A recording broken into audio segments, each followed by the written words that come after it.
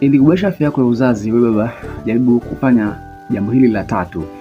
Jaribu fanya jambo hili la tatu. Nishakwambia mambo mawili yaliyopita yatafuta huko nyuma, leo nakwambia jambo la tatu. Jambo la tatu ni kupunguza au kuacha uvutaji.